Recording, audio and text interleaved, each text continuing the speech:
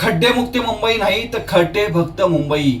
मुंबईकरांची चेष्टा करण्याचा प्रकार आहे. दरवर्षी पावसाळा आला की 100 कोटीच्या निविदा काढायच्या, मास्टिक टाकायचा, फोटो काढायचा आणि खड्डे तिथेच. आणि 3 वर्षापासून काँक्रिटीकरणाच्या नावाखाली फक्त गाजावाजा, पण प्रत्यक्षात रस्ते अजूनही अधांतरी, काम अर्धवट आणि जनता हैराण.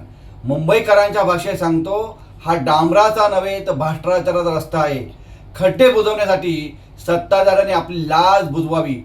जनतेचे 100 कोटी रुपये उडवून दरवर्षी खड्डे कायम ठेवणे ही कोणाची विकासाची पद्धत आहे? सरळ ही फसवणूक आहे.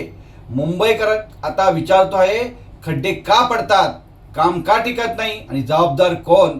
खड्डेमुक्त मुंबईच्या खोट्या घोषणा बंद करा, नाहीतर मुंबईकर तुमच्या आश्वासनांना खड्ड्यात घालेल. हे काम खड्डेमुक्तीसाठी की फक्त तात्पुरत्या शृंगारासाठी, पण वास्तवात मात्र रस्त्यावर मेकअप केला जातो.